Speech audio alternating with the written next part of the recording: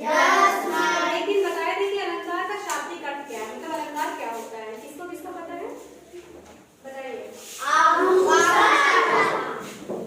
अलंकार का शाब्दिक अर्थ है आभूषण। जैसे मान लीजिए कोई स्त्री है, स्त्री मीन्स औरत है, तो एक स्त्री मान लीजिए ये है, ये आभूषण पहन ली, गहना पहन ली और ये नहीं पहनी, अब दोनों में बताइए कौन सुंदर लगेगा, ये क्यों सुंदर लगेगी, इसका मतलब गहना इनकी शोभा बढ़ा रहा है ना, गहना इनकी सुंदरता बढ़ा रहा है, ठीक। जिस प्रकार स्त्री की सुंदरता, स्त्री की शोभा गहना बढ़ाया, गहना मीन्स आभूषण, उसी प्रकार काव्य की शोभा कौन बढ़ाया, अलंकार बढ़ाया ना।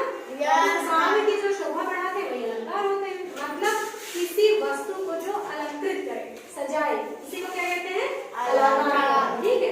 Yes ma'am. बार बार एक वर्ण जो आए, अनुप्रास की भाषा, बार बार एक वर्ण जो आए, अनुप्रास की भाषा, और यमक में जोड़ा कर अलग अर्थ दर्शाता, और यमक में जोड़ा कर अर्थ दर्शाता, और श्लेष में एक शब्द के अर्थ अनेकों भाई, और श्लेष में एक शब्द के अर्थ अनेकों भाई, अतिशयोक्ति में बढ़ा चढ़ा कर छोटी बात बताई, अतिशयोक्ति में बढ़ा चढ़ा के छोटी बात बताई, चरण कमल एक रूप मानकर रूपक की परिभाषा, चरण कमल एक रूप मानकर रूपक की परिभाषा, सासी से संसरिस मान लो उपमा जी की आशा, सासी से संसरिस मान लो उपमा जी की आशा, उत्प्रेक्षा संकेत समझ लो मन मानो जनु जानो, उत्प्रेक्षा संकेत समझ लो मन मानो जन जानो, दो चीजों में भ्रम पैदा हो भ्रांति मान पहचानो, दो चीजों में भ्रम पैदा हो भ्रांति मान पहचानो, दो चीजों में भ्रम पैदा हो भ्रांति मान पहचानो, दो चीजों में भ्रम पैदा हो भ्रांति मान पहचानो। ठीक है। यस तो ये हमने कविता के माध्यम से समझा, अब इसको विस्तार करो। तो पहली लाइन क्या थी, बार बार एक वर्ण जो आए, अनुप्रास की भाषा, बार बार एक वर्ण जो आए अनुप्रास की भाषा, मतलब सबका अलंकार का जो भेद अनुप्रास अलंकार है, तो अनुप्रास अलंकार में क्या होता है बेटा बताइए, बार बार एक वर्ण जो आए, एक ही वर्ण एक ही अक्षर बार बार आए, उसको क्या बोलते हैं, अनुप्रास अलंकार, है ना। Yes ma'am. इसका उदाहरण एक दिन आप लोगों को एक दिन बताए थे, ठीक है, चलिए बताइए। तरनी तनुजा तट कमान, तरुवर पहुँचाए, हाँ ठीक है, जैसे तरनी तनुजा तट कमान तरुवर बहु छाए, तो ये जो है इसमें कौन सा अक्षर बार बार आ रहा है, तरनी तनुजा तट कमाल तरुवर आ रहा है, तो एक ही अक्षर बार बार आ रहा है, उसको कौन सा अलंकार बोलेंगे, अनुप्रास अलंकार, ठीक है। इसका एक उदाहरण और आपको बताया, तो चलिए बताइए। चारू चंद्र की चंचल किरणें, हाँ एक दिन आपको बताए थे, चारु चंद्र की चंचल किरणें खेल रही हैं जल थल में, तो चारु चंद्र की चंचल किरणें, कौन सा अक्षर बार बार आ रहा है बेटा, चार, तो एक ही अक्षर बार बार आया, कौन सा अलंकार हो गया,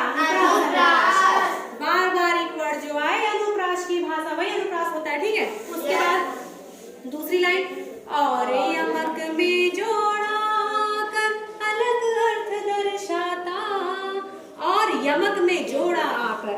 यमक अलंकार में जब एक शब्द का प्रयोग कितनी बार हुआ हो? 2 बार। जोड़ा मतलब 2 लोग ना। 2 बार। तो यमक अलंकार में क्या होता है? एक शब्द का प्रयोग बेटा 2 बार होता है और दोनों के अर्थ अलग अलग होते हैं। दोनों के अर्थ अलग। जैसे एक दिन आप लोगों को पता है, उदाहरण बताइए। मैम जैसे कनक कनक ते सौगुनी मादक काधिकाय, वाखाए बोराए जग या देखे बोराए। इस उदाहरण में हमने क्या बोला? जहां पर कोई शब्द 2 बार आए, है ना? Yes. एक ही शब्द 2 बार आए, जैसे कनक कनक, ये सेम शब्द है ना? Yes. ये 2 बार आ रहा है ना? Yes, ma'am. तो इसमें एक कनक का अर्थ क्या हो गया? धतूरा। धतूरा माने धान, और दूसरे कनक का क्या अर्थ हो गया? सोना। वही है ना? एक कनक शब्द 2 बार आ रहा है, एक ही शब्द 2 बार आ रहा है, कनक और कनक 2 बार आ रहा है। Yes, ma'am. लेकिन दोनों के अर्थ अलग अलग है। पहले कनक का अर्थ धतूरा है और दूसरे कनक का अर्थ सोना। धतूरा। या खाए बोराए जग वहाँ देखे बोराए, मतलब धतूरा को खाने से क्या हो जाते हैं? बोराने लगते हैं, नशे में आ जाते हैं। और सोना देख कर बोरा जाते हैं, इतना सोना ना चोरी करे, है ना? Yes, ma'am. तो समझ में आया बेटा? जहाँ एक ही शब्द 2 बार आए और दोनों के अर्थ अलग अलग हों, वहाँ कौन सा अलंकार? यमक। ठीक है? Yes, ma'am. उसके बाद श्लेष अलंकार, और श्लेष में एक शब्द के अर्थ अनेकों भाई। तो इससे आपको क्या समझ में आया?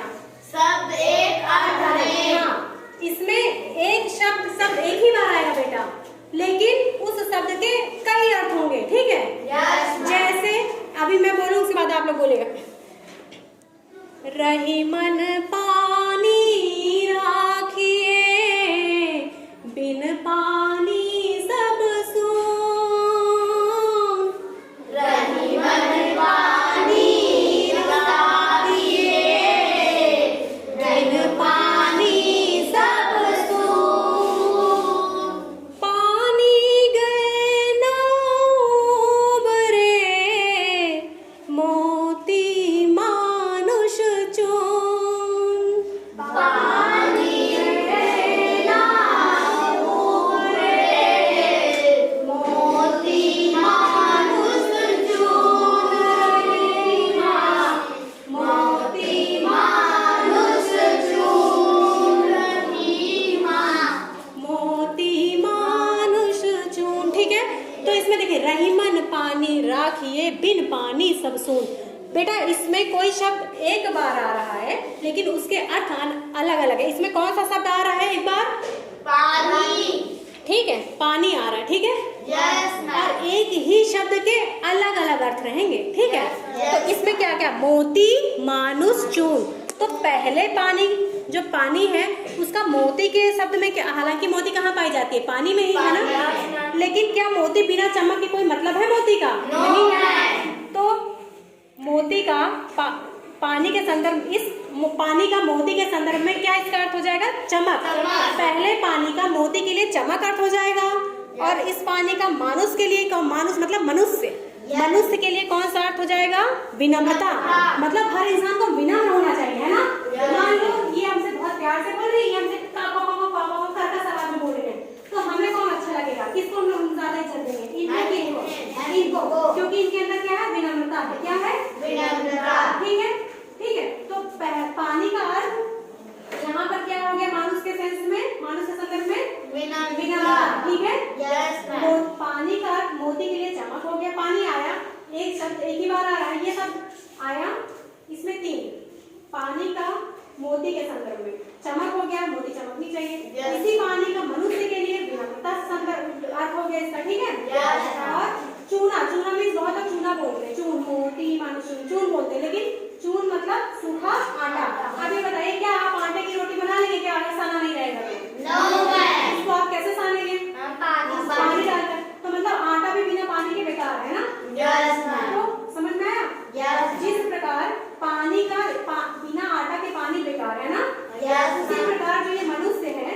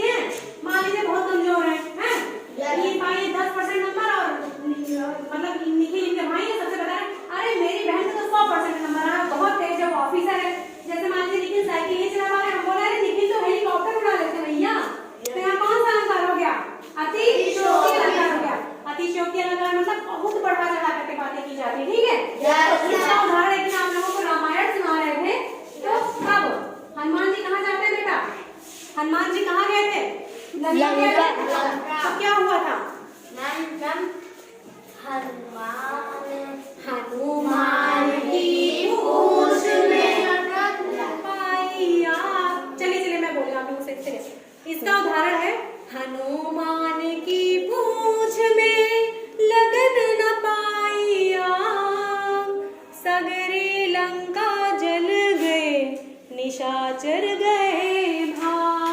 मतलब हनुमान जी जब वहां नहीं है ना सीता जी को लाने, है ना, आप लोग को पता था ना, रावण ने दुष्ट बानर की पूंछ में आग लगा दो। तो इसमें क्या कहा जा रहा है कि उनकी पूंछ में आग लगा दिए, हनुमान जी की पूंछ नहीं जली लेकिन पूरा लंका जल गया, है ना। किसी बात को बहुत बढ़ा चढ़ा करके बताया गया, ठीक है। हालांकि ये चीज सही में हुआ था, लेकिन एक उदाहरण के तौर पर आपको बताया जा रहा है। जैसे ये है, मान लीजिए इनको हमने आग लगा दी, हाँ, अब मैं बोलूं मान्या में आग लगाए, मान्या नहीं जली लेकिन पूरा स्कूल जल गया, तो इसका मतलब क्या हुआ? हमने किसी बात को बहुत बढ़ा चढ़ा कर बता दिया, है ना। ठीक है, तो इसका मतलब ये यहाँ कौन सा अलंकार है? अतिशयोक्ति। किसी बात को बहुत बढ़ा चढ़ा करके बताया जाता है, ठीक है। रूपक अलंकार। चरण कमल रूप मान कर रूपक की परिभाषा, यही था ना। चरण कमल को एक ही रूप मान लिया गया, उसी को हम रूपक कहते हैं, रूपक अलंकार कहते हैं। जैसे जब उपमा को उपमेय मान लिया जाए। उपमा क्या होता है बेटा? जैसे किसी व्यक्ति, जैसे मैं बोली कि मान्या का मुख चंद्रमा के समान है ना। तो मान्या क्या हो गई बेटा? उपमेय। जब हम किसी व्यक्ति या वस्तु के बारे में बात करें, जैसे मान्या के बारे में बात कर रहे हैं, ये क्या हो गई? उपमेय, ठीक है। और इनका मुख किसके समान है? चंद्रमा के। चंद्रमा के समान बताइए, चंद्रमा के समान है ना, तो चंद्रमा क्या हो गया बेटा? उपमान, है ना। उपमेय में जिस प्रसिद्ध वस्तु से तुलना हो, हमने बोला मान्या का मुख चंद्रमा के समान है, तो मान्या क्या हो गई बेटा? उपमेय। जो व्यक्ति रहते हैं जिनकी तुलना, मतलब जिनके बारे में बताते हैं, वो हो जाता है उपमेय। और इनका मुख किसके समान है? चंद्रमा। वो क्या हो गया बेटा? उपमान। समझ में आया? तो जब हम उपमेय में उपमेय को ही उपमान मान ले, जैसे हम बोले, देखिए उपमेय और रूपक में बहुत अंतर आता है, मतलब बहुत कंफ्यूज हो जाते हैं बच्चे। देखिए जैसे मैं बोली मान्या चंद्रमा, मान्या का मुख चंद्रमा ही है, मान्या का मुख ही चंद्रमा है, या मान नहीं रहे, थोप रहे जबरदस्ती, समझ में आ रहा है? इनका मुख ही चंद्रमा है, तो ये रूपक अलंकार है ना। बोले नहीं, मान्या का मुख चंद्रमा के समान है, मतलब हम उसके समान मान रहे, थोप नहीं रहे, ठीक है। जहाँ थोपे वहाँ रूपक अलंकार, और जहाँ न थोपे वहाँ उपमा अलंकार। समझ में आ रहा है? इसका भी आप लोग को उदाहरण बताएंगे, किसी को याद है? बताइए। चरण कमल बंदो हरिराय। चरण कमल बंदो हरिराय, मतलब ये चरण ही कमल है। चरण माने पैर। बोला जा रहा है ये जो चरण है ना प्रभु के, यही कमल है। चरण ही कमल है, ही लगा दिए, चरण ही कमल है, इसका मतलब ये रूपक अलंकार है। जबरदस्ती हम इनका भेद खत्म कर दिए गए, भेद खत्म कर दिए, जबरदस्ती हम थोप रहे हैं कि नहीं ये जो पैर है ना यही कमल है, ठीक है। तो ये बेटा ये रूपक अलंकार हुआ। अगर हम बोले इनका पैर कमल के समान है, तब कौन सा अलंकार हो जाएगा? उपमा। समझ में आ रहा है आपको? समझ में आ रहा है? ठीक है। तो फिर जब उपमेय में आरोप करके भेदों का अभाव दिखा दिया जाए, उपमा और उपमेय में आरोप करके भेदों का अभाव दिखा दिया जाए, मतलब हमने क्या बोला? इनका पैर ही कमल है, इनका पैर ही कमल है, इनमें कोई अंतर नहीं रहेगा, यही जो पैर था ये कमल है, ये क्या हो गया? रूपक। अगर हम बोले पैर कमल के समान है, समान लगा दिए, है ना, तो ये क्या हो गया? उपमा अलंकार। समझ में आ रहा है? मतलब उपमा अलंकार में क्या होगा? रूपक समझ में आ गया? उपमा अलंकार में क्या होगा? उपमा को उपमेय के समान मान लिया जाए, ठीक है। और इसमें पहचान क्या है बेटा? अक्सर इसमें वाक्य में क्या क्या आएगा? एक दिन आप लोगों को बताते हैं, सा, सी, से, सम, सरिस। कभी कभी आप लोगों को नहीं समझ में आ रहा है, तो जैसे कोई दोहा लिखा है या कोई वाक्य लिखा है, तो उसमें सा आएगा, सी आएगा, से आएगा, सम आएगा, सरिस आएगा, तो ये क्या रहेंगे? उपमा अलंकार हो जाएगा। जैसे सागर सा गंभीर हृदय हो, देखिए सागर सा गंभीर हृदय हो ना, सागर सा गंभीर हृदय हो, गिरि से ऊंचा हो उसका मन। समझ में आया? जैसे इसमें हृदय की उपमा किससे दी जा रही है? जो हृदय है उसकी उपमा किससे दी जा रही है? सागर से ना। तो हृदय क्या होगा बेटा? उपमेय, जिसके बारे में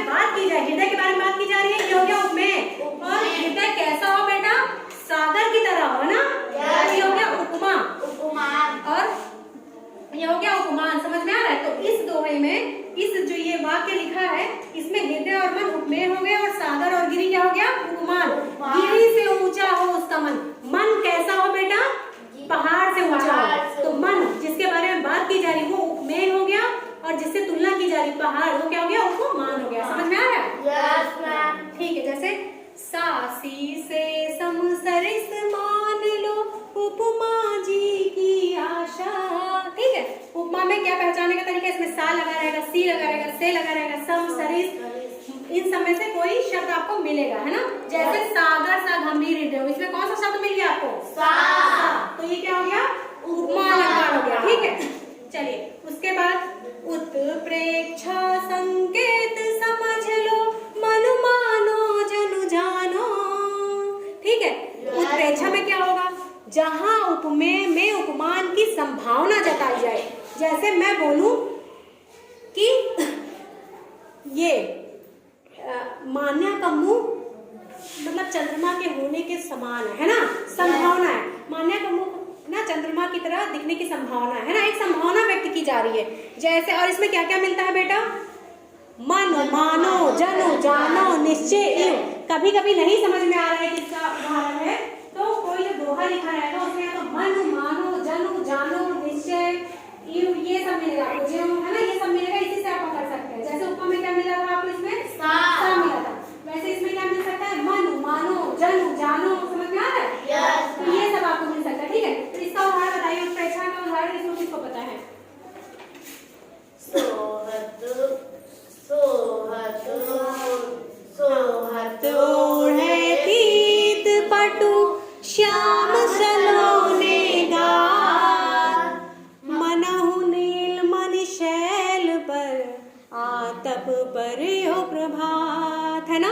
इसमें आपको क्या मिल गया? मनहु नील मणि शैल पर आतप पर हो प्रभात। कौन सा शब्द आपको मिल गया इसमें? मनु मनु मानो जनु जानो निश्चय इव जेव ये सब मिलते हैं। इसमें क्या मिल गया आपको? मनो। चाहे अर्थ समझ में आया ना, लेकिन आपको मनु मिल गया। पेपर में तुरंत पकड़ करके हाँ ये उत्प्रेक्षा अलंकार होगा। ठीक है, तो इसमें क्या कहा जा रहा है? सोहत ओढ़े पीत पटु श्याम सलोने गात। श्याम माने कृष्ण भगवान, है ना? तो बोला जा रहा है कि कृष्ण भगवान पीला कपड़ा पीताम्बर पहनते ना? पीताम्बर माने पीला है कपड़ा जिसका ना? कृष्ण भगवान पीला कपड़ा जब पहने हैं। अच्छा, कृष्ण भगवान का कलर कैसा था? श्याम सलोना, सांवला था ना? उनका जो इतना सुंदर शरीर है सांवले कलर का, वो जो पीला कपड़ा ओढ़े है ना, वो कैसे लग रहा है? जैसे वो कैसे लग रहा है? नीलमणि पर्वत पर जैसे लग रहा है कि धूप क्या आ रहा है? धूप पड़ रही है, धूप है ना? धूप लग रही है। समझ में आया? तो इसमें जो कृष्ण भगवान है उनको कैसा मान लिया गया? नीलमणि के टाइप। उनको कृष्ण भगवान के नीलमणि होने की संभावना व्यक्त कर दी गई ना, कि कृष्ण भगवान ऐसे लग रहे हैं जैसे वो पहाड़ की तरह संभावना, उनकी संभावना पहाड़ के जैसी दिखाई जा रही है ना? और पीले कपड़े की किसकी तरह दिखाई जा रही है? धूप की तरह। पीले कपड़े की किसे संभावना व्यक्त की गई है? धूप। तो समझ में आया? तो इसका उदाहरण समझ में आ गया? ठीक है, एक बार आप लोग गा करके बताइए, देखें याद है कि नहीं। चलिए। सोहत ओढ़े पीत पटु श्याम सलोने गात, मनहु नील मणि शैल पर आतप पर हो प्रभात। समझ में आया? ठीक। उसके बाद दो चीजों में भ्रम पैदा हो भ्रांति मान पहचानो। ये कौन सा अलंकार की बात की जा रही है? भ्रांति हाँ, जैसे कोई चीज एकदम आकृति में है ना, किसी का गुण आकृति सब एकदम किसी से मैच कर जाए, जहां में दो चीजों में भ्रम पैदा हो जाए, वहां क्या हो जाएगा बेटा? भ्रांतिमान अलंकार हो जाएगा। एक ही जैसे कोई चीज दिखाई दे रहा है, एक ही जैसे कोई चीज दिखाई दे रहा है ना? तो वहाँ कौन सा अलंकार हो जाएगा? भ्रांतिमान हो जाएगा। जैसे कोई बताइए, जैसे कैसे? हाँ उदाहरण बताइए, ऐसे बताइए। जैसे अगर आप अंधेरे में क्या देख लिए? मैम रस्सी देखी, मैम अंधेरे मैम सांप दिखे। हाँ, जैसे मान लीजिए अंधेरे में रस्सी है, उसका एक एक शेप एक एक चीज डिजाइन पूरी किसकी तरह है? सांप। ऐसे पड़ी है? ठीक है, आप लोगों ने ऐसे देखा, अंधेरे में देखा तो आपको अरे बाप रे ये तो सांप है ना? आप डर गए। समझ में आ रहा है? तो मतलब भ्रम पैदा हो गया, संभावना नहीं दिखती, मतलब डर गया ये तो सांप है अचानक से ना? वो चीज अगर सेम दिखाई दे रही है, आकृति की दिखाई दे रही है, गुण की दिखाई दे रही है, तो वहाँ भ्रम पैदा हो जाए दो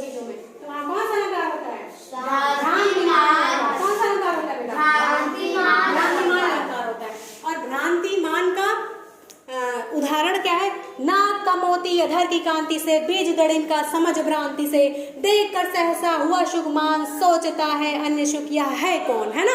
यस मैम। तो इसमें पहली पंक्ति में जो नाक है ना, नाक में तोते का और दंत माने दांत। दांत में अनार के दाने का भ्रम हो गया। समझ में आ रहा है? यस समझ में आ गया? यस। अलंकार बहुत बड़ी चीज है बेटा, ये तो ऐसे आप लोगों को थोड़ा शॉर्ट में समझाएं, ठीक है? यस।